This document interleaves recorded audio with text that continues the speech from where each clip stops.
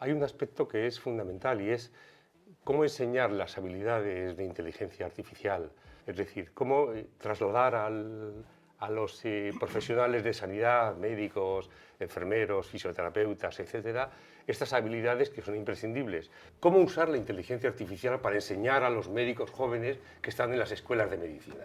Se ha convertido en una marca, por tanto, la marca es útil porque llega muy fácilmente. Todo el mundo percibe como palabra clave y estupenda, como palabra de ábrete sésamo, la inteligencia artificial, pero probablemente es un fenómeno sociológico que no tiene tanto que ver con lo que realmente es el núcleo de la inteligencia artificial. Por eso yo creo que hay que hacer un esfuerzo en las organizaciones, en la sociedad, por realfabetizarnos a los que somos, a los que no somos nativos digitales, ¿no? La ciencia no es todo y siempre igual, ¿no? Porque los contextos científicos van cambiando, ¿no? Es una tecnología, un grupo de tecnologías que genera enormes posibilidades. Probablemente hay decisiones determinadas que van a ser supervisadas o no, van a ser tomadas por inteligencia artificial.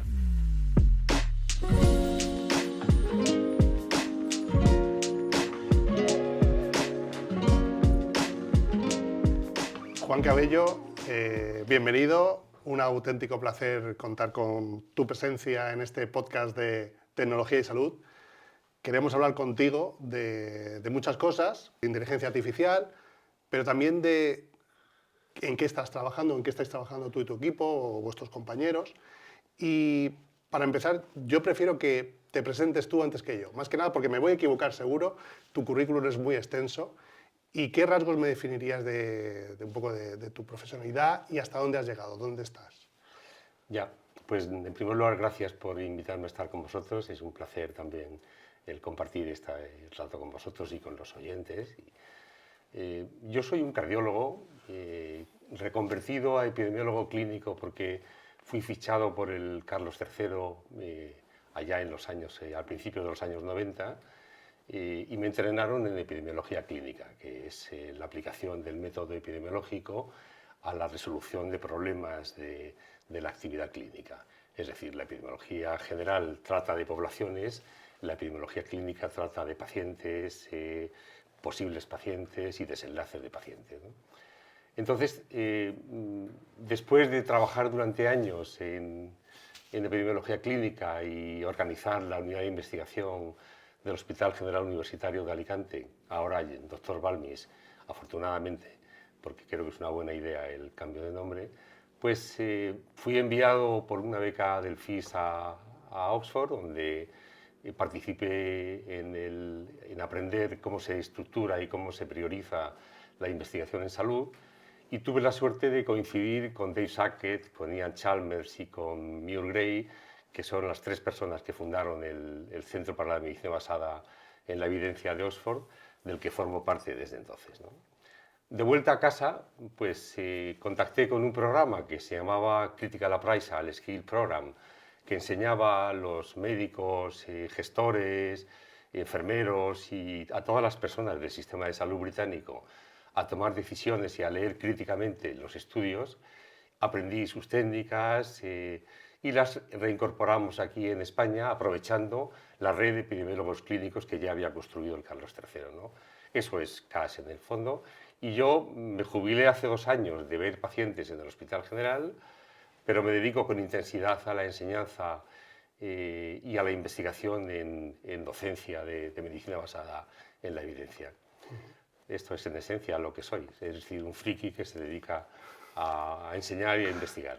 Juan, ¿hay mucha diferencia entre el ámbito sanitario o la sanidad o la medicina que se enseña en Reino Unido en comparación con la de España? ¿Hay mucha distancia o nos tenemos que sentir totalmente orgullosos del sistema sanitario que tenemos en nuestro país?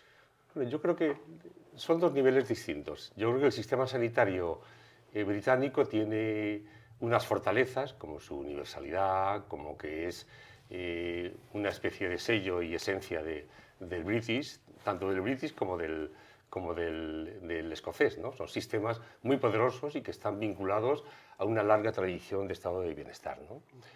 La enseñanza es algo distinto. En la enseñanza Hay escuelas de medicina o universidades que enseñan medicina, enfermería, fisioterapia, etcétera, con exquisitez, otras con menos exquisitez, y hay diferentes aproximaciones docentes, ¿no? Es un mundo más diverso. La universidad inglesa es más diversa que la española. Hay universidades de élite, hay universidades menos de élite, pero en general el nivel de enseñanza es bueno. Y nosotros, nuestra universidad es una universidad de calidad que ofrece niveles de aprendizaje en contenidos excelentes, que fracasa, sin embargo, en modelos de enseñanza, es decir, la enseñanza en pequeño grupo, la enseñanza a distancia, por ejemplo, o virtual, enseñanza con técnicas de otra naturaleza. Nuestra universidad le falta, tiene esa cierta incapacidad para hacer esos desarrollos innovadores, pero es una universidad de muy alta calidad en comparación con la del Reino Unido. Es distinto el proceso de enseñanza de la medicina en pregrado que el proceso de enseñanza de la medicina en posgrado, ¿no? En ese sentido, yo creo que nuestro sistema MIR, que es donde los médicos realmente y enfermeros y fisioterapias y psicólogos aprenden a ser profesionales, es algo que no lo hace dentro de la universidad, que lo hace el sistema de salud, y nuestro sistema MIR es equiparable a cualquier otro sistema y probablemente supera en mucho a algunos sistemas de países avanzados, ¿no? Juan, estás hablando de formación. Yo quería preguntarte si tú crees que va a ser inevitable que la integración de las herramientas de inteligencia artificial tienen que llegar sí o sí a la formación del personal sanitario antes o después. Definitivamente. Y yo creo que hay además varios aspectos. Yo creo que hay un aspecto que es fundamental, y es cómo enseñar las habilidades de inteligencia artificial, es decir, cómo saber manejar los chatbots, hacer un sistema de prompt o de prompt persistentes, es decir, lo que sería una ingeniería de prompts a nivel básico, es decir, cómo trasladar a los profesionales de sanidad, médicos, enfermeros, fisioterapeutas, etcétera, estas habilidades que son imprescindibles, que serán imprescindibles para médicos y para cualquier otro ciudadano, ¿no? Para cualquier otra profesión. Hay un segundo nivel en cómo usar las herramientas de inteligencia artificial, sobre todo las más novedosas, para realizar investigación, es decir, para construir conocimiento, ¿no?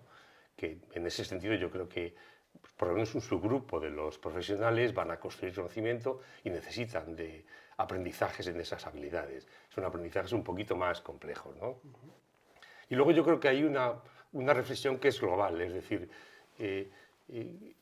hemos hablado de cómo enseñar inteligencia artificial a los profesionales, pero ahora la otra cuestión es cómo usar la inteligencia artificial para enseñar a los médicos jóvenes que están en las escuelas de medicina.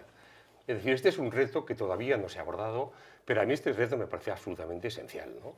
Es decir, las nuevas generaciones son generaciones nativas digitales, por tanto hay cosas que van a hacer con más facilidad, probablemente más fácilmente que sus profesores, y realmente yo creo que es imprescindible que en las escuelas de medicina, en las escuelas de enfermería, en las escuelas de fisioterapia, de psicología, se produzca una revolución, un cambio en la aproximación docente. Es decir, que combine aproximaciones clásicas que tienen su valor, aproximaciones presenciales que tienen su valor, con una gran cantidad de instrumentos, de acciones, de posibilidades que brinda la inteligencia artificial y en general el mundo de la comunicación y los datos actuales, ¿no? En esa situación, Juan, yo puedo detectar algunas cosas que me estás diciendo sobre tu parecer sobre la inteligencia artificial, pero ¿cuál es tu opinión ahora mismo sobre la inteligencia artificial? ¿Qué consideración tienes ahora mismo sobre ella? Es una buena pregunta. A ver, yo creo que la inteligencia artificial es un buen producto humano, es un excelente producto humano. No es nada novedoso en cuanto a la idea, es decir, ya existe la idea en el barroco de los autómatas, y el siglo pasado, pues Turing ya planteó sus famosas máquinas, incluso los criterios de qué es inteligente y qué no es inteligente. Es decir, es un tema que atormenta o que cíclicamente interesa a la especie humana, ¿no? Ahora yo creo que se ha producido la conjunción de una serie de desarrollos que quizás comentaremos a lo largo de la entrevista, pues de aprendizaje de máquinas, aprendizajes profundos, visión por computador, aprendizajes de lenguajes similares a los humanos, ha generado un conjunto, un conglomerado, que es lo que ahora se llama todo ello inteligencia artificial, pero realmente es un elemento disruptivo, es decir, es algo nuevo que hay que evaluar y que hay que ir viendo. Y también la inteligencia artificial es una marca propagandística que nos cuentan en todos los historias, incluso cuando vas a comprar un coche te dicen, tiene inteligencia artificial, ¿eh? Y te vas probablemente a la pollería dentro de poco, cuando vayas te dirán, esto que el envase tiene inteligencia artificial también. Es decir, se ha convertido en una marca, por tanto, la marca es útil porque llega muy fácilmente, todo el mundo percibe como palabra clave y estupenda como palabra de ábrete sésamo la inteligencia artificial, pero probablemente es un fenómeno sociológico que no tiene tanto que ver con lo que realmente es el núcleo de la inteligencia artificial. Yo creo que mi juicio es positivo, pero cauto, es decir, es un conjunto grande de técnicas, probablemente disruptivas, pero no toda innovación es progreso. Es decir, es una innovación y vamos a ver si es progreso y sabremos si es progreso si sabemos evaluarlo bien, conducirlo bien, gestionarlo bien. Pero el médico que no aprenda a aprovechar las posibilidades de la IA, el especialista, cada uno en su sección, en su servicio, es como se va a quedar, digamos, demorado con respecto a sus compañeros. Es decir, esa formación que antes hablábamos, porque habrá gente que siempre diga, no, es que esto no es para mí, o yo siempre lo he hecho así, o con la formación clásica que tengo y los conocimientos que tengo son suficientes para atender mejor al paciente. ¿Tú crees que va a haber una diferenciación entre tal vez esa población, esos estudiantes nuevos que ahora mismo están saliendo de las facultades, que ya integrarán cuando llegue el momento inteligencia artificial, en comparación con los médicos más veteranos, que lógicamente su experiencia tiene un valor brutal, pero ¿piensas que va a haber una desfase entre especialistas que utilicen la inteligencia artificial y especialistas sanitarios que no utilicen la inteligencia artificial? Me temo que sí. Yo creo que hay dos. Comentas los estudiantes. Claro, los estudiantes son nativos digitales. Mi nieta ya cuando le das un teléfono o un tablet, no hace así siquiera, ya sabe que tiene que pasar así. Y tu hija probablemente también lo sabe, ¿no? Es decir, los estudiantes son distintos. Estos ya han nacido y para ellos el mundo y lo digital forma parte del mundo, ¿no? De los que, como nosotros, hemos tenido que ir adaptándonos gradualmente a esas cosas, pues yo creo que la inteligencia artificial va a seguir en los modelos de difusión de la tecnología clásicos. Es decir, habrá un grupo de tipos que la adoptan inmediatamente. Esto es lo que los ingleses llaman los early adopters, lo que llamamos los frikis, ¿no? Tipos que todo quieren el último móvil, lo utilizan todo, en la última mensajería, cambian de mensajería, vuelven locos a los amigos y a la familia, etcétera, ¿no? Luego hay otro grupo que es los que son renuentes, que no quieren, ¿no? Son los que llaman los ingleses late adopters. Estos no lo quieren, ¿no? Es decir, si te obligan, no quieren. Esto nos ha pasado hace años con los médicos, que había algunos que no querían el ordenador, que ellos querían escribir en historia clínica, ¿no? Y pasa en todas las profesiones, ¿no? Y luego están los que, el tramo intermedio, ¿no? Que son capaces de virar si las condiciones lo permiten, ¿no? Entonces, yo creo que siempre va a haber, normalmente en casi todas las tecnologías hay un 20% de frikis, un 20% de late adopters y el resto se distribuye de ahí. Y eso va cambiando en función del esfuerzo docente que hagas, de los premios que tengas, de las facilidades que vayan ocurriendo en la organización, en el contexto. Un poco el ejemplo de los abuelos con... Bueno, yo soy abuelo también, de los abuelos con el móvil, ¿no? Que perciben, dicen, oh, llamar al teléfono pues tampoco es para tanto, ¿no? Pero caramba, cuando llegas y le manda el vídeo la nieta por WhatsApp, la cosa ha cambiado. Es decir, por eso yo creo que hay que hacer un esfuerzo en las organizaciones, en la sociedad, por realfabetizarnos a los que somos, a los que no somos nativos digitales, ¿no? Y ese esfuerzo, yo creo que de ese esfuerzo depende que haya gente que se quede atrás o no. Pero hay que contar con que siempre habrá gente que se quede atrás. Habrá que hacer planes de rescate para estas cosas. Juan, uno de los usos que tiene la inteligencia artificial es para hacer el trabajo más tedioso, o más mecánico, o más repetitivo. Pero desde hace tiempo se viene detectando que papers, estudios, se están haciendo con inteligencia artificial y en ocasiones sin la propia supervisión del interesado. Es decir, como que si fuera esto magia, ¿no? Que le das a la tecla y te hace automáticamente el estudio. ¿También estáis detectando vosotros esa realidad? Y no sé si os preocupa o preocupa en el grupo CASP, del que quiero luego a continuación hablar, si te parece. Vamos a ver, yo creo que lo que dices es realmente cierto. Es decir, el mundo de la publicación científica y los científicos nos seguimos comentando nuestros hallazgos y descubrimientos a través de las publicaciones. Y ese mundo está cambiando de manera radical. De hecho, todas las buenas revistas clínicas, Lancet, etcétera, ya han hecho una edición de Lancet Digital, o por ejemplo New England Journal of Medicine, que es la mejor revista con más impacto en ámbitos clínicos y biomédicos. New England, desde enero de este año, edita ya una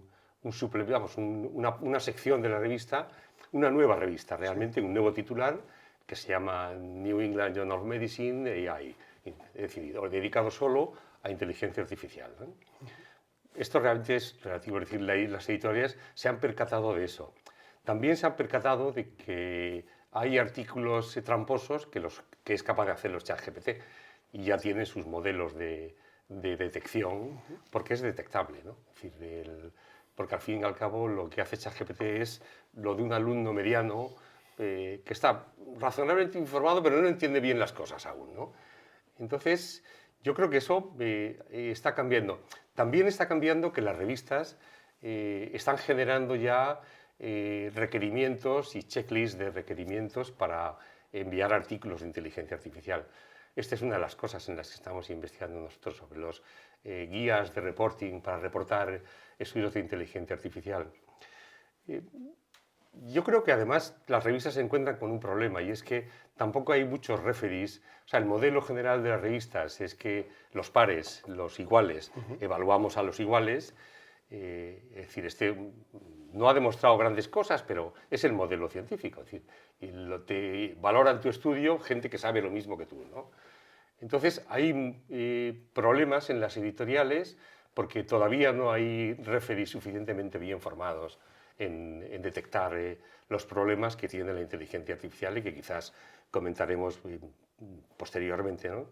Es decir, yo creo que el mundo editorial está cambiando completamente, va a cambiar más todavía, y eso no todo es malo, ¿eh?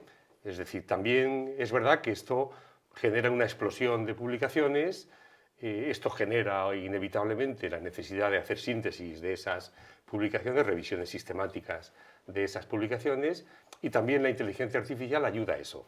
Nos ayuda, por una parte, a buscar la evidencia a través de todas las múltiples fuentes de información y también nos está ayudando a hacer síntesis de esa evidencia, hacer revisiones sistemáticas o scoping review de esta evidencia. Es decir, yo creo que estamos en un mundo muy cambiante en el que hay que adaptarse rápidamente, ¿no? Son muchas oportunidades y también muchos riesgos, como citabas, ¿no? Juan, ¿nos podrías necesito que me cuentes de forma clara para entenderlo qué es CASP, el programa de habilidades en lectura crítica español, ¿vale? Pero para que la gente que no sepa lo que es CASP, ¿a qué os dedicáis? ¿Desde cuánto tiempo lleváis trabajando? ¿Hacia dónde vais? Bueno, CAS es, como dices, el acrónimo de Critical Appraisal Skill Program. Este es un programa que yo,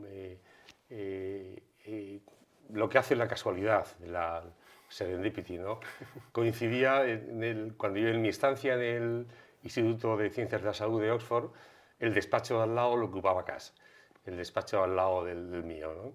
Y con el roce, pues empecé a aprender y empecé a ir a enseñar con ellos a distintos sitios del Reino Unido, ¿no? Y cuando volvimos aquí, pues aprovechando la red de epidemiólogos clínicos que había construido el CIS en nuestros hospitales, pues decidimos enseñar a nuestros colegas de cada hospital las habilidades de lectura crítica, que son imprescindibles para el desempeño clínico, ¿no?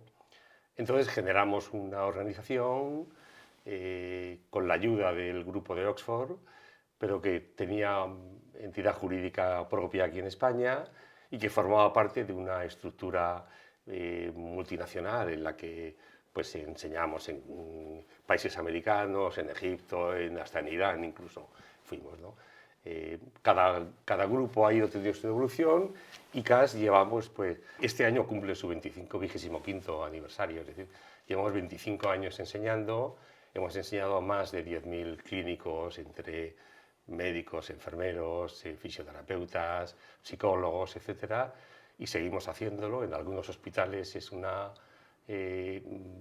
disciplina obligada, por ejemplo, en Cruces, en Baracaldo, en el Hospital de Donosti, en San Sebastián. En otros es más ocasional, en otros depende de clubes de lectura que se hacen en cada hospital. Es decir, tenemos una larga experiencia en la enseñanza y es realmente lo que nos gusta, ¿no? Nos gusta compartir con nuestros colegas clínicos que sabemos que lo que son estupendos para abrirte el cerebro y operarte, tal, pero que también necesitan aprender la lectura crítica de sus papeles de neurología o de neurocirugía, ¿no? Y ese es el papel que hace CAS, que está formado por un montón de personas y en un momento determinado tenía como sedes autonómicas, pero con el viraje hacia la enseñanza digital, pues hemos cambiado de organización y es una organización más digital, menos presencial y eso. Pero aún así seguís desplegando talleres presenciales o sobre todo ya se ha centrado en la formación. Bueno, hacemos talleres presenciales porque la realidad es que la enseñanza presencial tiene una ventaja que no tiene la virtual, ¿no? Y es que en presencia, cuando el colega ha captado la idea, le brillan los ojos, ¿no? Y esto es más difícil pillarlo en la enseñanza virtual. Pero la enseñanza virtual también nos gusta y es mucho menos, o sea, mucho más que nada, ¿no? Es decir, no llega a este nivel de influencia que llega la presencial, pero es realmente relevante, es más, puede llegar a sitios, por ejemplo, nosotros tenemos muchos alumnos de Hispanoamérica, ¿no? Que eso no podríamos llegar. Hay gente, por ejemplo, ahora aquí hay un grupo que quiere montar un club de lectura de CAS en el desierto de Atacama, en un hospital que hay en Atacama. Y le hemos dicho, adelante, ¿no? Eso no lo podríamos hacer con enseñanza presencial, ¿no? Entonces yo creo que hay que combinar las dos cosas. Que hay que combinar las ventajas de lo presencial. Los seres humanos necesitamos vernos, necesitamos olernos, pero la virtualidad, pues yo creo que hay que trabajar un poco más, hay que ser más paciente en los virajes, pero te permite cosas que la presencial no te permite, ¿no? Entonces hacemos las dos cosas, ¿no? Juan, y también estás vinculado a una web que se llama Medicine AI, si no estoy equivocado, .es.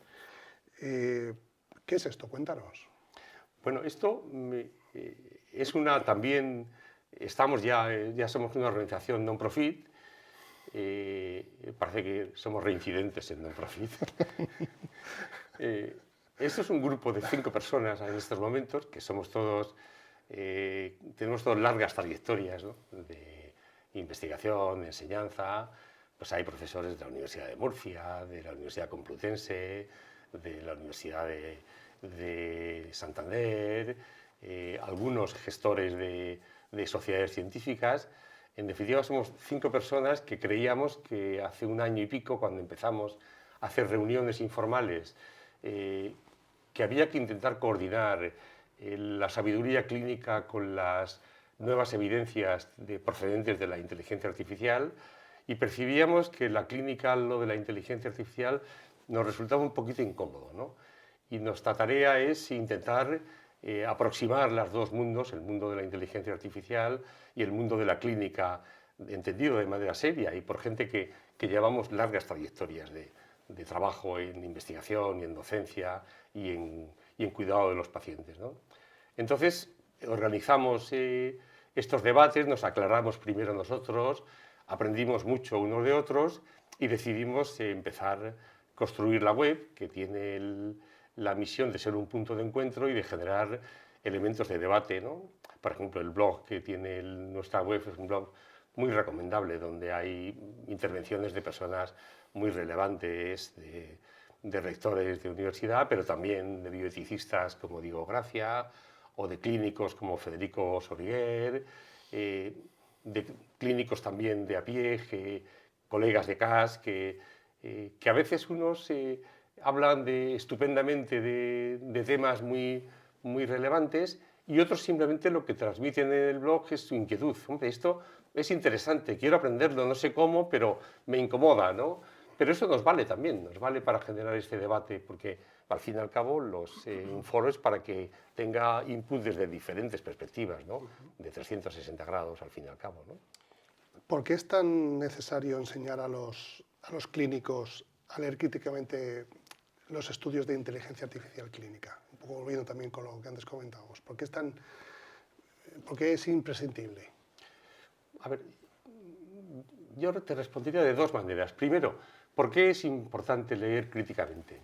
Bueno, es importante leer críticamente pues porque los científicos nos intercambiamos a través de revistas, y en las revistas lo que vale son los criterios periodísticos, los que tú conoces. Es decir, los editores, los directores de revista, los científicos, etcétera, funcionan a base de titular. Y un titular no puede ser de hay un fármaco que quizás pudiera ser bueno en algunos pacientes, pero en otros no. Eso no funciona. El titular es este fármaco es estupendo. Y eso es lo que hace el científico y lo que quiere el editor, lo que quiere el director. Es decir, la estructura de la edición científica está pensada para epatar, para llamar la atención, ¿no? En segundo lugar, bueno, el sistema de peer review, que es el sistema de evaluación por pares, es un producto humano, por tanto tiene coladeras, tiene fracasos, ¿no? Es decir, no todo lo que es ahora bueno lo va a seguir siendo en el futuro. De hecho, nos preocupa siempre. Es decir, ¿por qué ahora resulta que el colesterol tiene que estar más bajo que antes? O que ahora no hay que comer huevos, sí hay que comer huevos y antes no. Es decir, porque las cosas van cambiando, porque la ciencia no es todo y siempre igual, ¿no? Porque los contextos científicos van cambiando, ¿no? Pero además es que hay un mundo de influencia industrial. Si tú desarrollas un fármaco y haces un ensayo para ese fármaco, tú quieres que salga bien en la foto de la prensa, y vas a influir con todos tus medios, que son muchos, en crear una opinión sobre ese fármaco, ¿no? Porque al fin y al cabo lo que deseas es que sea prescrito o sea autorizado, ¿no? En definitiva, el mundo de la construcción de conocimiento y publicación no es un mundo ajeno a lo humano, es un mundo humano, y por tanto es susceptible de error. Por eso hay que aproximarse pues con cierta, no escepticismo, pero con ciertas capacidades para separar el polvo o el grano de la paja, y saber realmente qué es lo que es útil para tu paciente. Imagínate que tú eres el paciente, todos lo somos en algún momento, ¿no? ¿Tú qué preferirías? ¿Que tu médico, tu enfermero, tu fisioterapeuta hubiese leído a la ligera el artículo sobre este fármaco o la revisión sistemática sobre este fármaco, o que lo hubiera leído de manera concienzuda, de manera crítica, haciendo un poco de abogado del diablo? ¿Qué preferirías? Claro, la segunda opción, por supuesto, claro. Claro, es decir, es que realmente nos hace a todos más libres, porque te hace más libre a ti, porque sabes que puedes confiar en quien lee críticamente eso, pero además al clínico, al enfermero, al fisioterapeuta, leer críticamente te estructura y te organiza la mente. Es decir, mejora tu cabeza, te mejora como clínico, y te hace además más libre ante influencias o manipulaciones externas. Es decir, te hace mejor. Por eso yo creo que hay que leer críticamente. En el caso de la inteligencia artificial, ¿qué es lo especial? Bueno, hay diseños de investigación sobre inteligencia artificial que son similares a los anteriores. Voy a probar si el uso de este modelo predictivo de inteligencia artificial es mejor que los modelos clásicos que usábamos. Bueno, pues eso es probar, hacer un ensayo clínico o probar, hacer un estudio de test diagnósticos en el fondo, o de estudio de pronósticos, ¿no? Pero es que hay diseños específicos para el estudio de inteligencia artificial que necesitan ser aclarados, ¿no? Adicionalmente, hay los sesgos que, cuando hablamos de sesgos, es la desviación del sentido real de una respuesta científica o de la estimación de un efecto científico, ¿no? Hay sesgos que son específicos de la inteligencia artificial. Son los que llamamos los sesgos algorítmicos, que dependen pues, de cómo se ha construido el modelo. Puede depender también, en algunos casos, de los datos con los que se ha entrenado a ese modelo, ¿no? Y luego también las macrobases de datos, que hay veces que ofrecen informaciones que sesgan todo el modelo y sesgan todas las estimaciones que se realizan. Por ejemplo, se cuenta intentando entrenar un modelo, un algoritmo para la identificación, basado en la identificación de imagen, para la identificación de cánceres de piel, pues se utilizan bases de datos inmensas de las que existen en este mundo ya real, de ahora de los datos, bases de datos, pero claro, si usas bases de datos, por ejemplo, de seguros, el acceso a los seguros en América, por ejemplo, no es igual por cuestiones raciales. Entonces, esos modelos, por ejemplo, no están entrenados con población negra. Es decir, su capacidad de identificar, por ejemplo, melanomas, va a estar sesgada pues, porque están entrenados con blanquizos. Es decir, por eso hay que hacer lectura crítica específica para estudios de inteligencia artificial.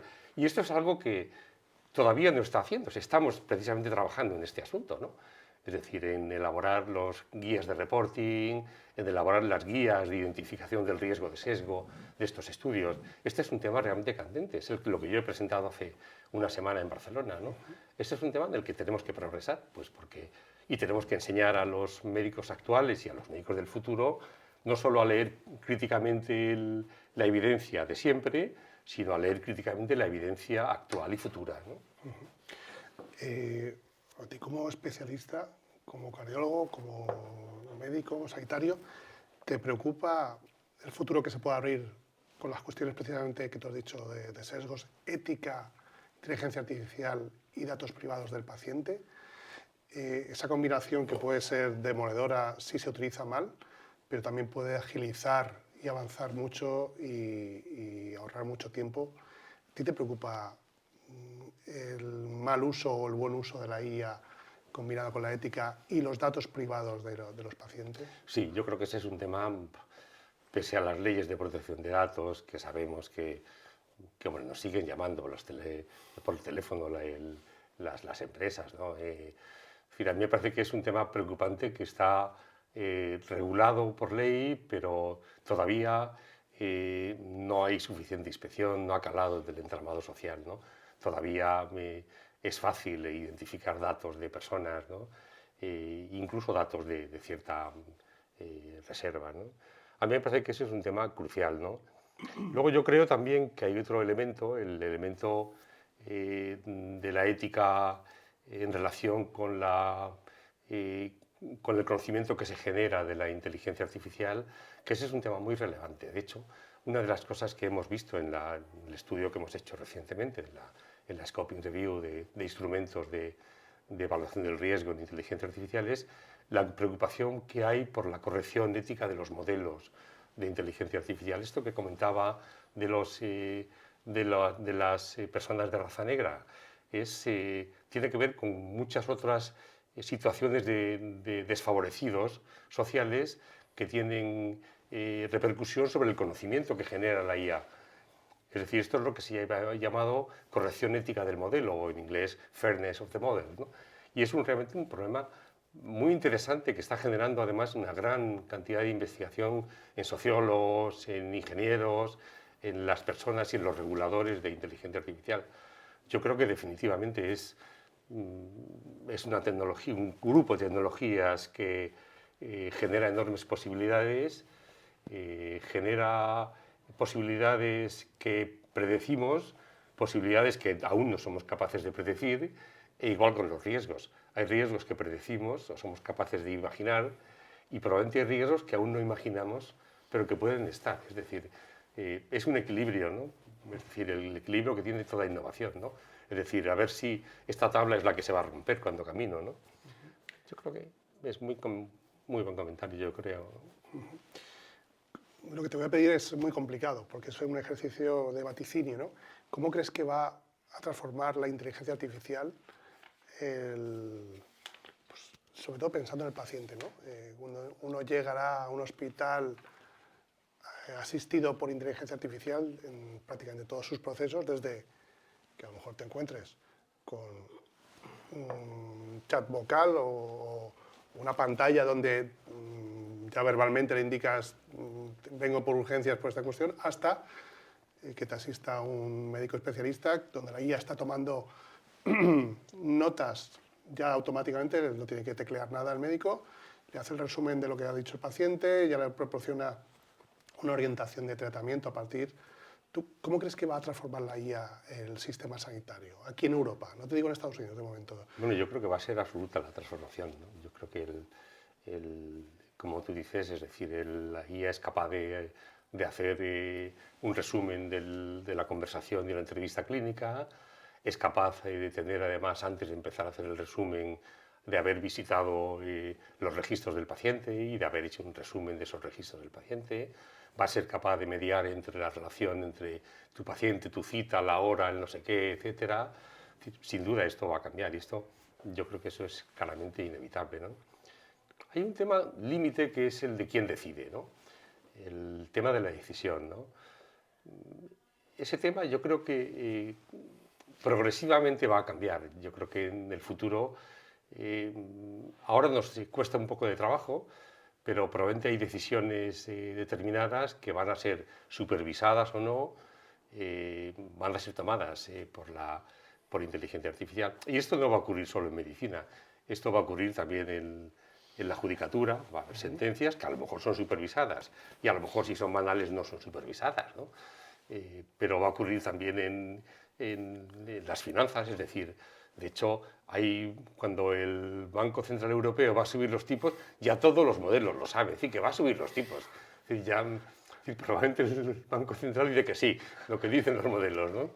Es decir, en medicina va a ocurrir también, aunque tenemos que pactar socialmente cuál es el papel de esos modelos en la decisión y lo que queremos, si la sociedad quiere que haya una persona decidiendo o supervisando, etcétera. Yo creo que es un reto social y que tiene que ser debatido, deliberado y implementado de la manera en que decidamos, ¿no? ¿Y esto nos va a llevar a una sanidad deshumanizada o al revés? Depende de lo que hagamos. Es como hacíamos con el móvil. Es decir, el móvil dice, ¿qué es que el móvil? Pues depende, es decir, puede conseguir, desde luego, tú puedes conseguir con un sistema de prompts adecuados que el chatbot sea súper amable, súper cariñoso, puedes conseguir lo que quieras, ¿no? Depende de cómo lo gestionemos, de que haya un equilibrio entre lo que la inteligencia es capaz de, y las organizaciones son capaces de ofrecer y lo que los ciudadanos o los ciudadanos desfavorecidos, que es lo que somos los pacientes cuando somos pacientes, un poquito desfavorecidos, ¿no? Pues queramos, ¿no? Necesitamos, como decíamos a la enseñanza, no hay nada como la presencia humana, pero hay cosas que son muy buenas y que pueden complementarse, ¿no? De hecho, es decir, los que hacen perspectiva para el futuro, pues en estas primeras fases hablan de centauros, ¿no? Es decir, que como el centauro Quirón, ¿no? Que era parte humano, parte caballo, y que deberíamos ser capaces de tener lo mejor de la IA y lo mejor de los seres humanos, ¿no? La verdad es que esta metáfora tiene una larga tradición clínica, ¿no? Porque el centauro Quirón fue el mentor de Asclepio, que es en principio el que los dioses delegaron todo el conocimiento sobre cuidados y eso, ¿no? Entonces, probablemente yo creo que en una fase inicial pues hay que complementarse, ¿no? Y en el futuro pues ya iremos viendo, en el futuro a 5 o 10 años, eso será distinto. No es un estudio sociológico, pero por saber un poco, ¿qué percepción tienes tú sobre lo que te rodea, tus compañeros que te rodean, tus colegas? ¿Están adoptando ya herramientas de inteligencia artificial o de momento son más reacios, la ven con la distancia? ¿Notas que eso empieza a ser permeable o todavía hay mucho camino por recorrer? Como el modelo de Robert que comentábamos de tecnologías. Hay frikis que sí, que les gusta y llegan cada mañana contándote la nueva, el nuevo prompt que han hecho y ay, le he vuelto a rehacer el prompt y me ha cambiado de nuevo y le he metido 3 artículos más y ha cambiado y tal. Otros que realmente no quieren ni saber nada, cruz y raya, no quieren saber nada, ¿no? Y otros que poco a poco van incorporando las cosas, ¿no? Yo creo de todas maneras que no hay todavía un esfuerzo organizacional en el sistema de salud para la implantación de inteligencia artificial. Probablemente es que, claro, inteligencia artificial son tantas cosas, no puedes decir, voy a implantar inteligencia. No, hay un montón de cosas y habrá cosas que habrá que incorporar de manera gradual, pero yo no percibo, en mi conocimiento, no hay todavía un plan estructurado por parte del sistema valenciano de salud o de los sistemas de salud para incorporar todo esto. Todavía está todo el mundo un poco fascinado o aterrorizado, pero no veo todavía pasos relevantes. Es verdad que yo hace 2 años que no veo pacientes, ¿no? Entonces puede ser que mi información no sea actual, ¿eh? ¿Qué se le puede decir a un sanitario, en tu opinión, no digo ni a favor ni en contra, sino a una enfermera, un enfermero, un médico, un fisio, que vea con recelo dar el paso de aproximarse con interés a la IA para ver si puede ser mejor profesional todavía o asistirle? ¿Qué mensaje se le puede lanzar? ¿A favor o en contra? Lo que tú... Bueno, yo lo que creo es que la profesión de clínico, en todo su amplio sentido, en el sentido de lo que decían los griegos, de klinos, de estar cerca de la cama, cerca del que sufre, es decir, la profesión de clínico es la de ayudar a semejantes. No es una cosa nueva, es algo de los neandertales y probablemente de los primates superiores. Todos se ayudan, ¿no? Lo que diferencia a nosotros de ellos, de los neandertales, es que hacemos esa ayuda de manera profesional y de manera arreglada y usando la mejor evidencia disponible en estos momentos. Usando lo mejor, usamos la cirugía robótica porque creemos que es mejor, los nuevos fármacos porque creemos que es mejor. Yo creo que al clínico lo que hay que decirle es que el mundo está cambiando, el ecosistema clínico está cambiando. Tú, si eres clínico, tienes que utilizar lo mejor que tengas en el siglo XXI para ayudar a tus pacientes, que es lo que es ser clínico, desde los primates, como decíamos. Es decir, tienes que intentar adaptarte a ofrecer lo mejor a tus pacientes. ¿Y que esto es difícil? Pues tienes que ir comentando tus angustias y tus problemas con tus colegas, con la comunidad científica, con la comunidad de organización, de gerentes y personas que llevan los sistemas de salud. Tienes que ir planteando progresos graduales. Nadie amanece una mañana y dice, ya está, ya controlo la inteligencia artificial. No, esto es un proceso gradual.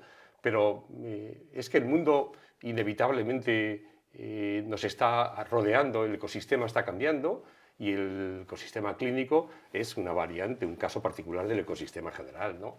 Por tanto, yo a un clínico le diría es que tienes que adaptarte porque el mundo está cambiando y tú tienes que hacer la mejor clínica que puedas en este momento actual. Es decir, sé positivo, sé flexible, be water, que decía Bruce Lee, ¿no? Es decir, sé agua, sé... Be water, water. Sí, es decir, adáptate, ¿no? Sí. ¿Cómo te imaginas? Y de nuevo es otra pregunta compleja porque esto prácticamente avanza. Cada semana hay un nuevo avance de inteligencia artificial. ¿Cómo te imaginas la sanidad, no me atrevo a decir estadounidense, pero sí europea, dentro de 5 o 10 años? O incluso la estadounidense. Lo digo por... Tú sabes que en Estados Unidos la sanidad es totalmente distinta a la europea. Sí. China también es otro mundo en cuanto a inteligencia artificial, pero... ¿Tú crees que nos vamos a quedar retrasados en Europa porque somos mucho más regulatorios, estamos pensando en cuestiones más éticas, mientras que en Estados Unidos es usted lance la empresa, innove y ya veremos luego cómo regulamos? Mientras que aquí es primero regulamos y luego usted va a poder hacer, ¿no? ¿Tú crees que nos vamos a quedar demorados con respecto a una sanidad de países donde no hay consideraciones éticas como China, o donde la innovación prima prácticamente por encima, donde están por encima de todo con startups muy potentes. ¿Tú crees que va a haber una gran diferencia entre la sanidad europea y la sanidad Pues americana? yo no tengo una respuesta clara. Yo tampoco creo, yo creo que la respuesta es ideológica, ¿no? Es decir, depende de cómo veas el mundo. Es cierto que hay modelos de aproximación que permiten la innovación con menos seguridad. Hay modelos que son más garantistas, como podría ser el europeo, y hay modelos que son selváticos, como la China, ¿no? La pregunta es, si tú eres paciente, ¿dónde prefieres estar? Es decir, prefieres ser chino y te hacen un hospital específico tal y cual, para 50.000 en el hospital, y tal. O si eres americano y sabes que si tienes un cáncer significa que te arruinas, ¿no? O si tu familia tiene una enfermedad crónica, ya estás arruinado, ¿no? Es decir, esto no ocurre en el Reino Unido, no ocurre aquí, no ocurre en Francia, no ocurre en Alemania. Es decir, ¿qué sanidad queremos, ¿no? Es decir, esto realmente tiene un componente ideológico evidente, ¿no? Por otra parte, la innovación en algunas cosas es útil, pero a la hora de probar la innovación, por ejemplo, en un sistema tan desigual como el americano, a la hora de generalizar la investigación, por ejemplo, plantea algunos problemas, ¿no? O, por ejemplo, las bases de datos, de los suecos que registran, o de los daneses que registran hasta el genoma de toda su población, ¿no? Tienen más validez o más capacidad de generar investigación que las bases de datos de los seguros americanos. Sí, probablemente ahí es cierto que luego la generalización de eso es para daneses o para suecos, pero es cierto que la validez interna de esos conocimientos son más sólidos. Yo creo que el mundo es diverso y hay que adaptarse a la diversidad, ¿no? Es decir, saber si esto es contraproducente, probablemente habrá desventajas y probablemente habrá también ventajas en el mecanismo regulador.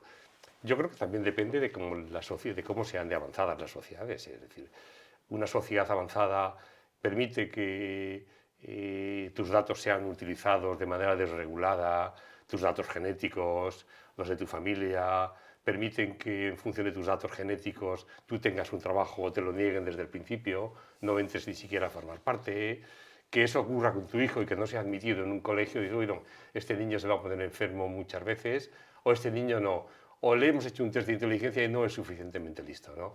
Es decir, a lo mejor a los 6 años, pero chico, espérate, que a lo mejor a los 9 cambia, ¿no? Es decir, yo creo que hay que decidir qué sociedad queremos, ¿no? Y no son decisiones sencillas, y no son decisiones tampoco tecnológicas, ni son decisiones de un líder político iluminado que decía, no, nosotros creemos en hacer América grande otra vez, ¿no? Yo creo que no, que es un tema que necesitan debates sociales, ¿no? Me parece un tema francamente ideológico, ¿no? Juan, estamos llegando al final de este podcast interesantísimo, estaríamos horas escuchándote, pero yo quería que aprovecháramos esta última cuestión para todas aquellas cuestiones que se han quedado en el tintero o que a ti te gustaría remarcar, de lo que a ti te apetezca, desde CASP, desde inteligencia artificial, desde el trabajo que estáis haciendo tú y tus compañeros. Me gustaría que acabaras este podcast con un par de ideas que te gustaría lanzar y que yo no he sabido preguntarte o no hemos tenido tiempo de preguntarte y que sería bueno que supiera la audiencia. Yo no sé si tú quieres destacar pues, algunas cuestiones. Bueno, yo creo que pensando sobre todo en el futuro, ¿no? Probablemente un futuro que a plazo medio pues yo ya no veré, ¿no? Pero del futuro a los próximos 10 años, yo creo que además de esto que comentábamos, de que hay que ser durante un tiempo centauros, es decir, saber utilizar lo mejor de las dos cosas, yo creo que es claro que la inteligencia artificial ahora es una herramienta de acceso limitado, pero dentro de muy poco será una herramienta ubicua, lo tendremos en todos sitios, en todos los ordenadores, en todas las empresas, etc., ¿no? Esto va a generar una cierta democratización de la inteligencia artificial, pero al mismo tiempo va a generar una cierta desigualdad. Es decir, va a haber gente que sepa mucho y se maneje muy bien, gente que no sepa nada y se maneje muy mal, empresas que se manejen muy bien y empresas que se manejen muy mal, hospitales o sistemas de salud que se manejen muy bien y se manejen muy mal. Es decir, esto va a generar inevitablemente una tremenda desigualdad que las autoridades deberían plantearse e intentar corregir, ¿no? Yo creo que a un plazo un poquito más de unos años más va a producirse un claro shock, es decir, de tipo laboral, es decir, no solo en que, no tanto probablemente en que se pierdan empleos, sino en que los empleos deben ser reconducidos.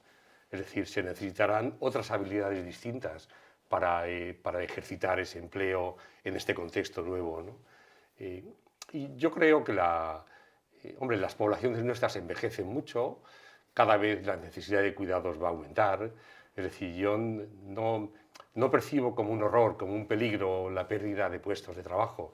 Yo creo que lo que sí hay que hacer es, como decíamos otra vez, ser flexible. Es decir, hay que flexibilizar porque los perfiles de los trabajos van a ser distintos. Vamos a tener otros instrumentos y otras necesidades sociales. Por tanto, yo creo bueno, que hay que adaptarse a eso. Yo creo que también va a producirse una hiperpersonalización. Es decir, está ocurriendo ya a nivel general, pero con la inteligencia artificial va a ocurrir. Es decir, que van a adecuarlo a tu gusto, a tu oportunidad, un poco a medida, a customizar, que dicen. Esto va a ser posible hacerlo también con la medicina. Y ya ¿te acuerdas que a este hombre no le sentaba bien, no sé qué? Nos lo va a decir la inteligencia. Pero además es que los sistemas de predicción van a ser capaces de predecir los efectos de fármacos determinados en personas o intervenciones determinadas en personas determinadas. Es decir, van a ser un poco capaces de hacer esa medicina medida que decía Obama hace unos años, ¿no? Esa medicina de precisión, ¿no? Personalizada, tal vez. Sí, es decir, personalizada en el sentido de que es para esa persona, porque también se utiliza el personalizada en el sentido de que no es del sistema de salud, es de persona a persona. No, es decir, de preciso significa que hemos hecho el mejor tratamiento para este paciente concreto. Es decir, no que seamos buenos chicos que eso también lo somos en los hospitales, claro, buenos chicos, ¿no? Yo creo que esa personalización, la inteligencia artificial nos va a ayudar por los modelos de predicción, por los nuevos estudios de pronóstico que sabemos hacer, ¿no? Yo creo que probablemente la inteligencia artificial conversacional, los chatbots recientes, van a mejorar mucho y van a ser complementados, usados en modo centauro, probablemente van a ayudar también, ¿no? Los muy optimistas, todo esto va a generar un cambio y ese cambio pues, va a tener perdedores que hay que regular, que esas pérdidas sean enjugables, es decir, sean reconvertibles a otras cosas, ¿no? Y los muy optimistas piensan que en realidad el desarrollo de la inteligencia artificial nos va a colocar en una especie de singularidad tecnológica que va a permitir la confluencia de otras tecnologías como la genómica, la proteómica, tecnologías cuánticas, etc. Eso forma parte del optimismo que probablemente yo no veré ya, ¿no? Pero que yo prefiero pensar que las cosas van a ir bien, ¿no? Aunque yo creo que hay que evaluar con seriedad todos estos pasos, ¿no? En realidad hay que ser científico evaluándolo. Y en ciencia el escepticismo es muy valioso, es decir, hay que ser audaz y ilusionado en la construcción de hipótesis, pero escéptico en la puesta a prueba de esas hipótesis. Es decir, el científico que diseña los estudios a favor de tu hipótesis, de su hipótesis, ¿te fiarías? No. Te fías del que es escéptico y diseña los estudios para que a ver si la hipótesis de verdad es capaz de saltar esos problemas, ¿no? Es decir, yo creo que todo esto es lo que parece que viene en el futuro y que yo pues terminaría de nuevo con los neandertales. Somos personas que ayudamos a otras personas. Hagámoslos de la mejor manera y la mejor manera va cambiando porque el tiempo va cambiando, ¿no? Yo creo que este sería un poco el mensaje final. Yo creo que los clínicos somos una especie capaz de adaptarnos a todo. Yo tengo ya más de 40 años de clínica y hemos pasado pues, tropecientas revoluciones. Nos adaptamos a todo, yo creo. Juan Cabello, cardiólogo, epidemiólogo, integrante del Grupo CAS. Un placer. Muchísimas gracias por compartir tu tiempo con nosotros y hasta la próxima. Un placer para mí. Muchas gracias, Jesús. Muchas gracias.